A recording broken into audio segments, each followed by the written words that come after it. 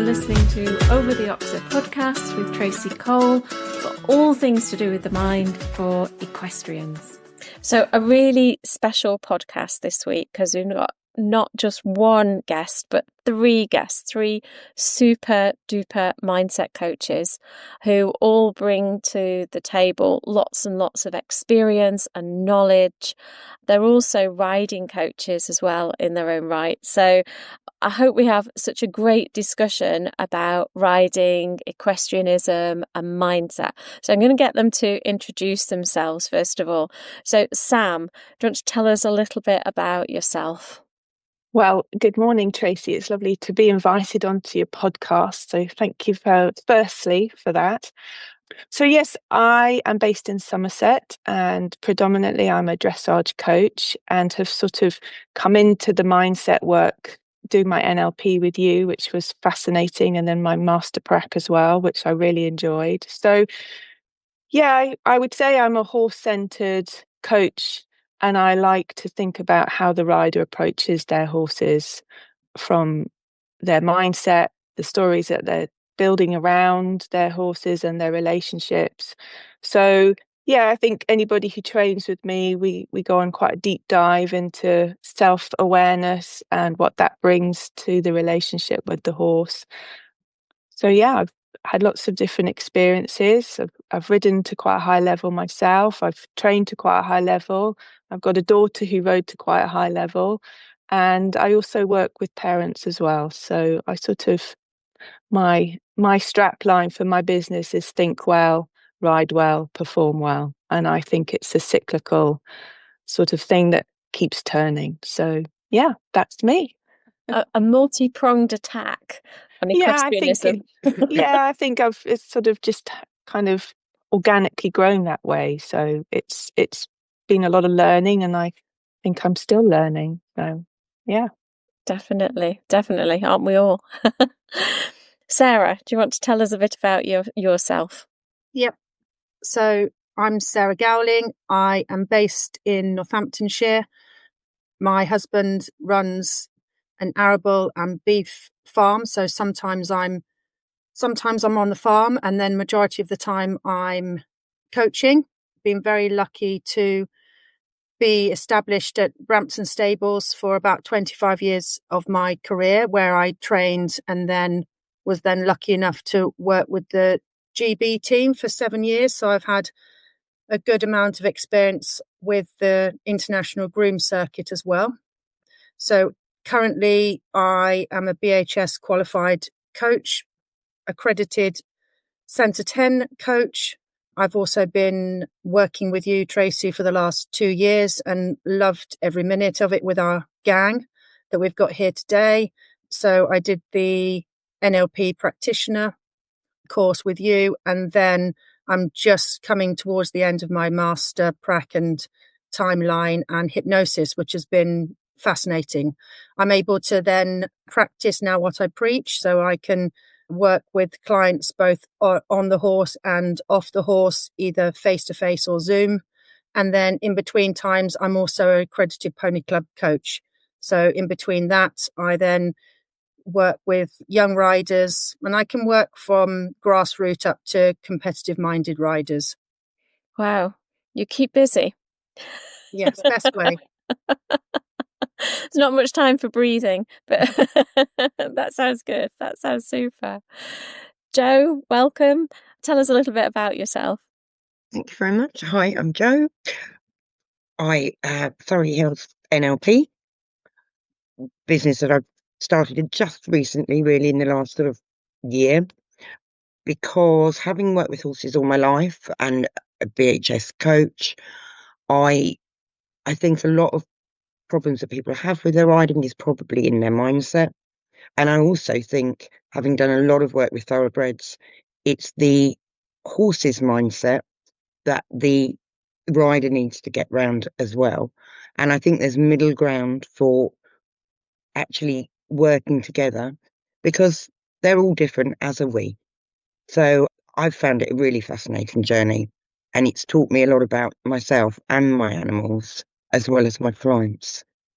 So that's me. And you work with the racehorses as well, don't you? The ex-racehorses, Yeah. Which is a tough job.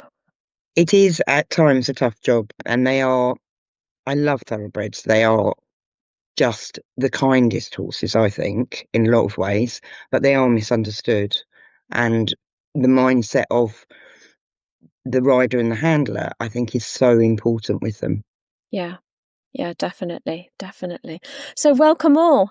As I said before we started recording, the gang's back. So you all did your master prac together, and we had so many fabulous conversations that I thought it'd be really nice to do an episode with the three of you, getting a few views and a few hints and tips and tricks from you. So my first question, I'm going to start off with Sam, but please jump in, everybody else. What would you say is a mindset myth that some riders believe and it might be holding them back? I think the whole topic around fear for me is quite a big issue that a lot of riders face. And it doesn't matter whether you're an amateur or you're a professional, the feeling of fear comes from all different avenues, from all different angles. And I really love the way that Dr. Pippa Grange and her research it's not about becoming fearless, it's understanding that you can fear less when you understand where your fear is coming from. And I think for me, coming to that understanding gives you some real psychological freedom. It's not about taking it away, it's about understanding it. And when you come to a place of awareness and understanding, then you can address it and take it forward in a more positive way, because we all need that in the moment fear. That survival in us, it stops us running out into the road in front of a car. It's an important it's an important strategy that we have in our biology, and we mustn't try and eradicate it. That's not the fear that we need to eradicate. So I look at the fear of not being enough, and a lot of riders, it doesn't matter whether you're professional or you're amateur, you have that, what if I look incompetent? What if I let people down? What if I'm not good enough? How are they judging me? And I think that really detracts from the relationship you have with your horse, because your horse is experiencing all the things that you're telling yourself. They don't have the same moral framework that we have as humans. So, they're just responding to our physiological responses to what's going on in the internal chatter in our heads.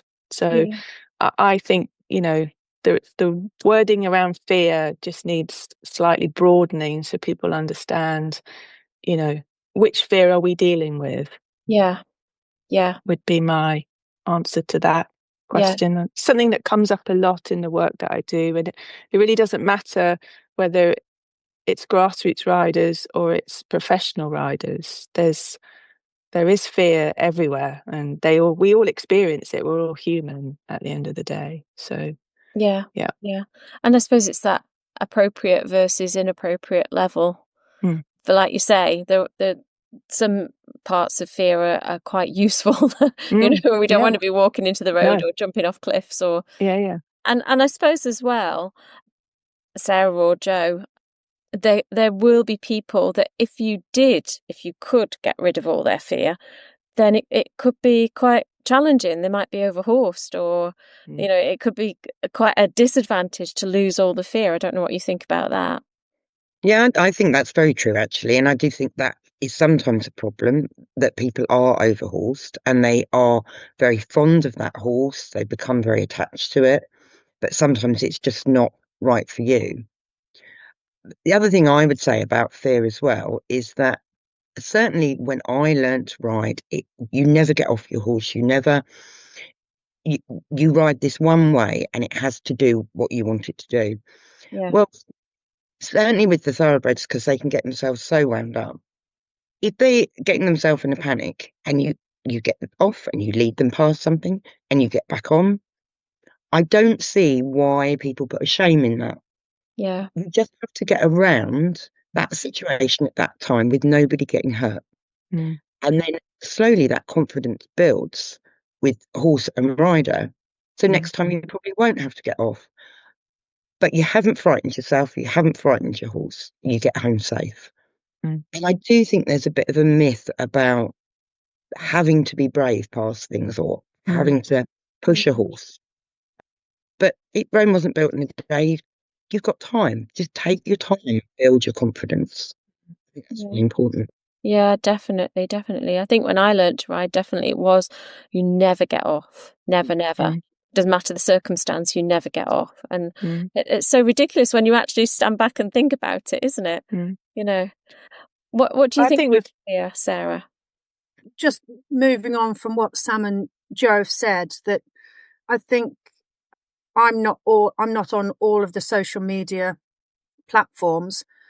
However, what I have noticed in the past 12 months are quite influential people starting to put out videos that they perhaps wouldn't put out 4 or 5 years ago of their struggles, and talking about the myths of you should never get off or have to keep on going and keep on plugging, and it may be at the detriment of either you or your horse.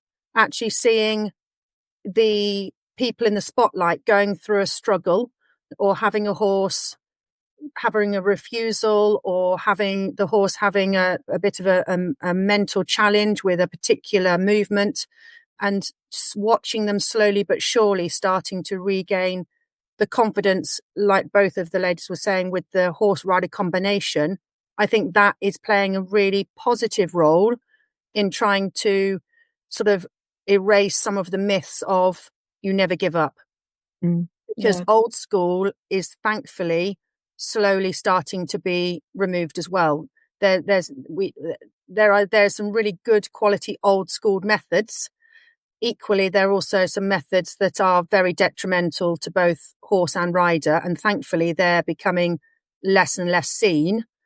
And the posts that people are putting out where they do have a struggle and you can work through it, it means that the grassroots rider, the person that is not having sponsorship left, right and centre, that means that they can cope with their struggles too, along with people being able to talk about their assistance with mindset coaches as well, coming up to big events. We're noticing that happening more and more in the equestrian world. It's already happening in lots of other different elite sports where you're having a coach that goes with you to support you and to give you strategies.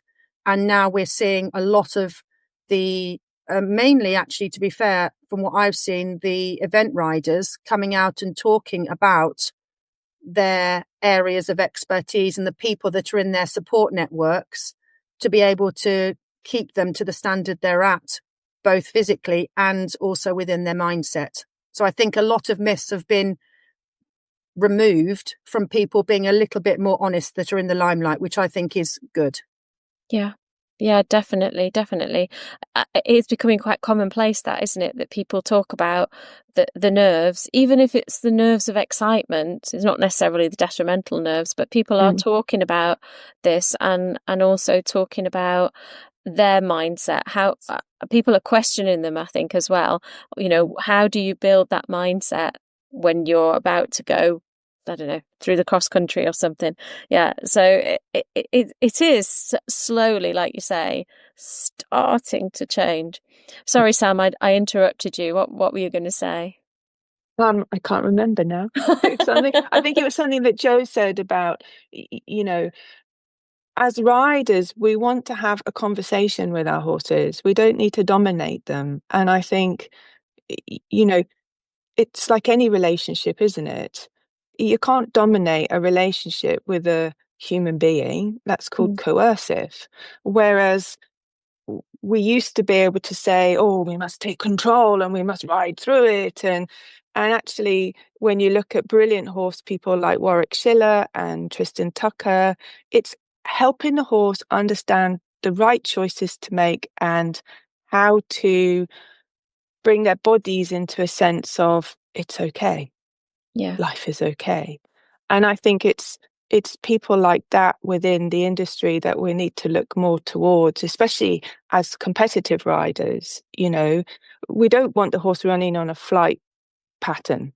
because then they're always internalizing stress, and that doesn't make for a soft, supple horse. And, from a dressage point of view, it's so refreshing. I went to France to last year's Europeans at Crozet, and just the standard of riding is softer. It's not so, up and running, knees up. And that to me was never dressage. It was always, kind of circus training. And now there's a really softer approach. It's just so much more harmonious. And I think hopefully in the next 10 years, if equestrian sport continues, we can say, we were there for the change, and the change is good. And, I think it's really important that we start with the children, a little bit like Andrew McLean has done in Australia through the Pony Club. We help kids to understand it's not about what the horses do for us. It's about how we do it together. And I think for me, as a coach of young riders, middle-aged riders, older riders, I always bring this back to them. What would you like? What does the horse need? Because when you approach the horse in that way, I think you get a better understanding and you get a much clearer conversation with each other. But that takes quite a lot of awareness, because when you're in flight yourself or you're fearful of something, you will react in a slightly detrimental way. That's human biology. We can't change that unless you suddenly go, oh, there it is. Yeah. Rein it in. Yeah. So, and I like Joe. I love the thoroughbreds. I think they're super clever horses, and they do get bad reputation. But the ones that I help, super clever, super clever horses. They are clever horses, and they are misunderstood. And I think one thing that I've learned is that just because they're talented doesn't mean they make good racehorses. They have to have the temperament. And some of them do love it. They do. But some of them just get quite wired from it. And to try and turn them around and move them onto another job is not easy. But you have to have the right mindset to be able to cope with them, because a lot of the time they just need one and confidence, and they just run with a pack all the time. They're always in a herd when they're running, and they go on the gallops, what have you. So it just takes a lot of time. And I think the re-education of racehorses and people having racehorses and their mindset has improved massively in the last 5 years. Yeah. The one thing you mentioned earlier, Joe, was that some of the old-fashioned ways. And when I go back to having kids as a child, we gave them so much more time. There weren't endless competitions, so we didn't have that sort of added, temptation. But, I always remember as a child being told to take my time, to be patient with them. So I think somewhere midway through my riding experience, that's when it all became a bit more pressured and a bit more, we've got to have 7-year-olds at Grand Prix or whatever it is. It used to be a badge of honour. How quickly and how young could you get a horse to Grand Prix? And, actually, I'd rather ride my horses at Grand Prix at 15, 16 than that would be the end of their career. So, I think we do have to take a long, hard look at that, and maybe we can mould some of the good bits of old-fashioned equestrianism with this new, more researched, horse-centered approach. I think, if we could do that, it would be wonderful, wouldn't it? But I guess we've all got our own responsibility, and we all need to do the best we do when we're coaching for the horse in front of us. Absolutely. With that as well, Sam, there's something that triggered off from what both you and Joe were saying, is that a lot of the time when I'm coaching riders, the number one thing I ask them to do is to give the horse time. Now, it could be a couple of moments, it could be a minute, but we are constantly in two-way conversation with our horse, working as everybody is agreeing in a partnership. So the number one thing I'm repeating all the time is you're asking them a question. If you ask a fellow human a question, you give them time to reflect on that and then reply to you. Mm. A I love lot of that. us do not give our horse enough time to reply to our question. We just pile on question after question, and then we expect the horse to be able to filter out all of that and then answer all of the questions all at the same time. So I just say to my clients, you're asking a question. Every time you ask a question, it has a question mark at the end. That means you expect an answer. So wait for that answer to happen. And it just seems to resonate with a lot of my clients that then I'm not humanizing the horse, but it's just giving the rider their own permission to slow down, think through, and allow the horse to work alongside them and with them. No, I love that. Yeah, I like that too. And were you going to say something there, Joe? Yeah, I was just going to say the whole humanising thing, I think, is actually something quite interesting as well, because I think at times people get frustrated with their horses because they humanise them. And I think you've got to find that middle ground where they, as Sam said, their moral thinking is not the same as ours, and we have to treat them as the animals that they are, and they can only answer questions in certain ways. And I think that's a really good point about humanising them. I think it is a mistake that people make. I don't think they are naughty, and they don't pre-plan any sort of behaviour. It's just... You mean, Joe, they don't go to bed and read the Book of Resistance? No, Gosh. they don't. Apparently not. What can I do to annoy her today? That's the biggest one I get, yeah. I'm not sure about ponies. I'm not sure if ponies do. Brilliant. So, thinking about what you've been saying about the horse rider partnership rather than the leader and the follower kind of thing, then lots of people, and we have touched on it already, but lots of people will say to me now, my horse picks up on my nerves. So they're coming to me, very responsibly and saying, so I need to not be so nervous when there's actually no need to be nervous, because I'm transmitting that to my horses. So can you just tell us a little bit about your views on that? What can people do if they feel that the horse is going to pick up on it. Whether the horse responds depends on the horse's personality, but what do you think is happening there, and maybe what riders could do in that kind of situation? Shall we go back to Sam? I think horses are very reactive to energy and our physiological state. So, there's lots of research into this, and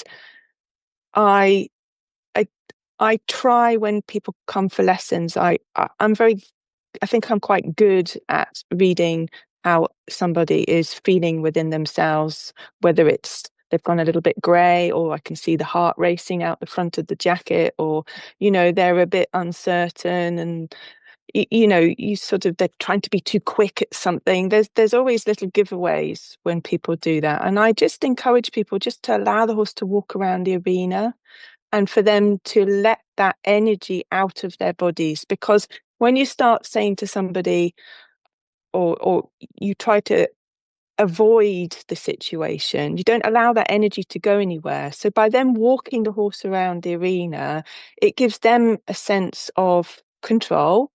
I'm not asking them to get on a horse when they're very agitated or in a very heightened state of arousal, because I have to look at the horse and what's the horse experiencing through this, because it's come to a new environment. It too is a little bit out of sorts in itself. So how do we bring that into a slightly calmer starting framework? And I think, the horses, they definitely react to people. And I always say to people, don't ride your horses like you lead your lives. They don't understand the complexities of your time shortage. They're just going to react because you're busy and you're bustling them, as opposed to saying, okay, I actually only have got 20 minutes. So maybe I'll just sit in the stable and, give you a nice groom, and it helps me relax, then the horses relax. So, yeah, I think they pick up on our energy very, very quickly horses. And Yeah. I think there's that energy connection that they have to us. And I don't think that's humanizing. I think, there's too much research into that sort of study and horse behavior, really. Mm. And when you say, the person who is a little bit buzzy in their head or a bit nervous, and you get them to walk around, is that they lead their horse around? Or I like them to lead them around, and I'll walk with them. They start talking about other things. It helps everybody just, I've got a few other techniques. Some of them will be breathing, but a lot of people, again, if they're in that heightened energy state, you've got to come to them slightly differently, and not everybody can do a breathing exercise because there's too much other stuff pulling them away. So sometimes distracting them and asking them what they're having for supper can be quite a good. Unless they go, "Oh, I've forgotten to buy the milk," and then adds another layer of stress to their already heightened state. Sarah, what do you think about this transmission of the emotions of the human to the horse, and what we can do to help the horses? I definitely echo what Sam was talking about, mainly about time. We're also caught up with time, that we start to worry that we don't have enough. So then, of course, we rush, exactly how Sam was just describing it. What I tend to find is, if I have a rider that I go to see or they come to see me, I do tend to ask them a fairly open-ended question of how their day's been, how their week has been running, because I find that a lot of the built-up tension or the nerves could potentially be coming from external sources rather than anything to do with the horse. If it is directly to do with the horse, I then normally find that it's history, as in the last time I was here, or 2 years ago, or 5 years ago, and all the memories flood back. And actually, your sweet little horse is walking around quite happily, but you have gone back into the past, and you are looking almost for a reason to why you are feeling like this. And so, of course, we're picking up on all the emotions. So I do techniques as Sam's doing. I think talking about how their day has gone definitely helps. And a lot of the time I do address the situation by saying, notice your horse, be present. Let's remove ourselves from what has happened, and the what ifs are huge. Yeah. We can't really do a what if exercise necessarily on the horse through the NLP work. However, I do find that I use now a lot of the Hakalal. So I use a lot of going from your focal vision to your peripheral vision. That is a huge, huge improvement. Even if even the client I'm working with has never done or heard of NLP, I'll give them a brief description of what I'm going to ask them to do. It's so new that even if they are in a slightly heightened level of anxiety or stress, they can still easily raise their vision above their normal eye line. And I then just make them aware that actually positive feedback is coming through rather than negative. I think we have this feeling of excitement, nerves. We have this feeling in our tummy. It can be anywhere in our bodies, can't it? But whatever that feeling is, of cartwheels or butterflies, dependent on the situation we're in, we then make a decision on how we should feel. Yeah. So rather than going, actually, these butterflies are exactly the same as when I'm excited or apprehensive, and exactly the same as if I'm a little bit nervous. But all I've done is I've then just stuck a label on what I think I should be feeling right now, and encouraging people to be a little bit more informed of how their bodies are feeling and how we can use our vision and our thought process to diffuse this will then, of course, then help the horse. And equally, like we all know, a lot of the time, the horse will just carry on being their normal sweet horse.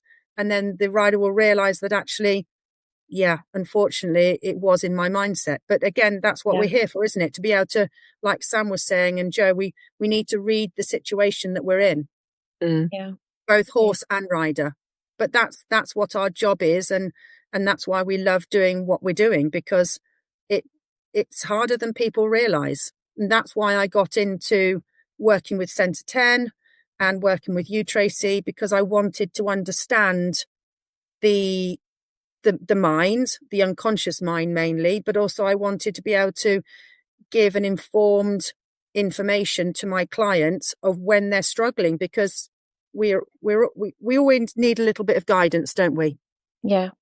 I think, Sarah, from what the one thing that I took away from our NLP training was creating rapport with people and understanding how they learn. So whether they're auditory, visual, kinesthetic, what sense do they pick up the biggest amount of learning in? Because I can't say to a client, can you feel it, if they're not a kinesthetic learner? Absolutely. I have to say, did you hear the horse breathing differently? Did you see anything different? Were you able to look above your eye line a little bit? And I think, understanding the person that's in front of you and helping them on their level, how they can take that learning, I think is like you say, one of the greatest things that I learned from the NLP. And, I know we touched about a little bit on Centre 10, but, just understanding how people learn and in which sense do they pick up the most amount of information, I think helps their relationship with their horses hugely, because they're not trying to always feel it, and I think that can be a bit of a barrier to some people if they're not a very kinesthetic learner. So yeah, I think I agree with everything that you've said, and it's just understanding the client in front of you, isn't it? And yes, and how best to help them and the horse. Yeah, and just for you asking the question, as simple as, how do you learn the best? How is this relationship going to go forward? And having the knowledge that we've all got now gives us permission to ask that question, but we can then go so much deeper. Yeah. We don't have to tell our riders what we're doing, but it means that we've got a better overall view of how the rider is perceiving what we're asking of them. Definitely. Yeah. Joe, what would you say, thinking about riders and their horses and this partnership, especially because you work with so many reactive horses, highly strung horses, some riders say to me that they would be calm if they had a nice, calm horse. They had a horse who'd seen it all, been there, done it. But they've gone ahead and bought a horse that is highly reactive, highly sensitive, and because they see or they feel the horse is nervous, then that makes them nervous. Is there anything that they can be thinking differently, reframing, or any little technique that they could be thinking of? I do think one of the big things is the time, and spending time with your horse on the ground. That really helps with the thoroughbreds. And I actually personally, Sarah just mentioned Hakalau, it helped me enormously with the thoroughbreds, because you do have that moment where you broaden your focus and your body just relaxes, almost involuntary, and I can feel the horse just relax underneath me. And I now use that quite a lot in my training, and I found it massively helpful. I think it's probably the thing for a quick sort of minute thing that you can do. It's probably one of the strongest techniques that's actually helped riders, because it helps the horses so much directly, I think. But I think the reframe, you've got to just get in the mind of the reactive horse a little bit and take your time, look into varying different things. I must say, I think a lot of people overfeed their horses as well. So you need to get all the advice, and when you're in that situation of all the boxes are ticked, the horse is happy physically, then you need to reframe the way you think if it's still not working, and just go back and look at where things go wrong, look at what's upset the horse. Just give yourself time and the horse time. And then they need to contact you, Joe, for some more training. Absolutely. Everyone does Zoom calls now, so I'm sure you could do a Zoom lesson as well. I will just say, you mentioned Hakalau and the peripheral vision technique. I've got an episode on the podcast, so I'll put that into the description box so people can be reminded of it and use it while it's, it's working so well for different riders. So I suppose to kind of round off, I'm going to ask you a question about a particular rider that you have worked with, maybe a heartwarming story, a turnaround story, a breakthrough story of someone who has just done a complete 180, either in their mindset or in their riding, just so we can get a flavour of the type of clients and the work that you do. So I'll start with Sam again. I have quite a few clients over the last 6 months that have done a real turnaround in their self-belief. And I think I do a lot of work with young riders. So I always like them to, in their world, it's all about Instagram and Amazon, an instant gratification where it's all just presented in a pristine way. Yeah. And I think when I say to young riders, tell me who your riding idol is, go and research them, and go and tell me, or come back and tell me, all the ups and downs they've had in their career. Because let me tell you, equestrianism, getting and being successful isn't linear. There's a lot of up and down in there. And I think when they start to research how these top riders have made it to their place, I mean, some of them have a lot of funding behind them, but there are also a lot of riders that don't. And it's those riders I try and encourage them to go and research and look at. And I think,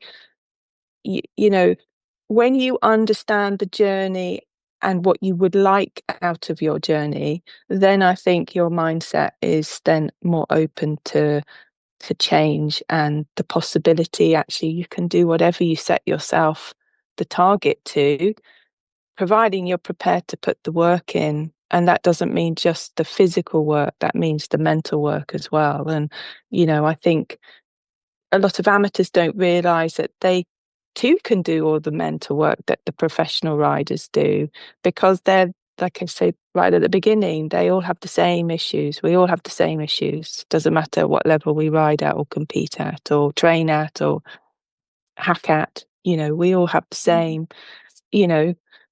fears and worries. So, I think one of the kids that I help the most at the moment, she came to me.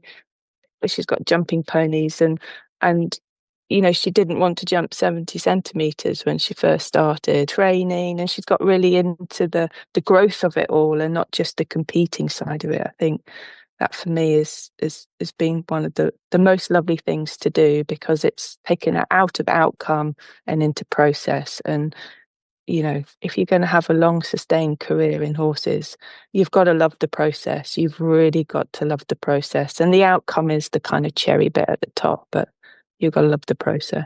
That for me is so yeah, would be her. I can't name her because I haven't asked her permission. No. I would say that's given me the greatest satisfaction. Oh, fantastic. Sarah, have you got a story for us about a particular rider or set of riders? Yep.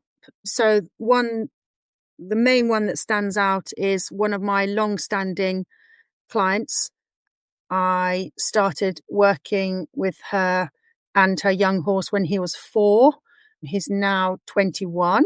Oh, wow. So she was my one of the 2 first clients I ever had as I decided to go into freelance when I was working part-time at Brampton Stables. And I've known her for a long time. I've known the horse for a long time. And last year, when she knew I was working with you and getting this as a qualification with the NLP, I asked if I could use her as a guinea pig for my hypnosis work. Yeah. So I went over a couple of times to her house, and we then I set up a script for her hypnosis, and we basically focused on her hacking. She has always been hacking and has reasonably enjoyed it, but not really loved the hacking particular area where, again, in the past, history comes back and bites you on the bottom, and a dog jumped out and scared her horse. He is always a good boy, but of course, they're a flight animal, so he was slightly reactive. So that was always sort of a little bit of a demon sitting on her shoulder every time she walked out the yard. So we worked within the hypnosis with that, and just absolutely delighted that she's now hacking out. She's going back out either on her own or with groups of riders at her yard. She's also really loving going out to some sponsored rides, some charity events as well. And yeah, it's just lovely to see the smile on her face. And she sent me a picture not so long ago that actually I put on my social media page. And it's just, I mean, it's a beautiful picture, but it's just her face. Yeah. She's just smiling, and that's what did it for me. And I was just really delighted that I could help her. So that was brilliant. Oh, that's really nice, because it doesn't have to be that someone is working at an elite level, does it? It's just that turnaround, and the enjoyment comes back, which is kind of why we do it, hopefully. It's got to be fun. Yeah, well, you hope so. Jo, have you got anyone that you've turned around? Mine's slightly different actually, but it's a very important to me. So years ago I stopped teaching my daughter because I know nothing. As is quite common.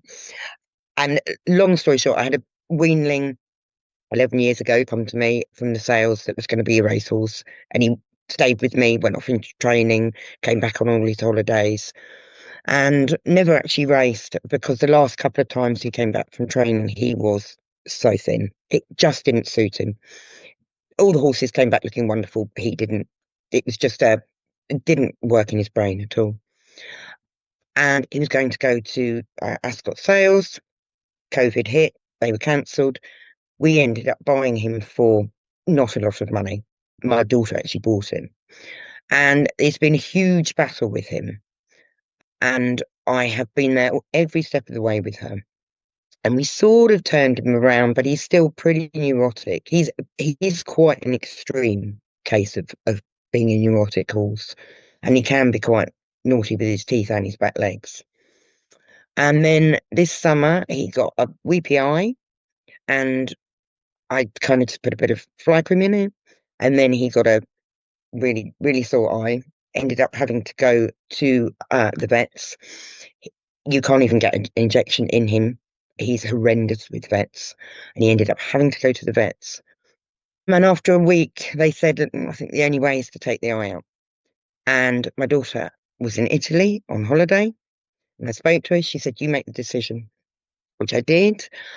I and ahed because I really didn't know if it was fair on a horse that was that neurotic to take his eye out. I did.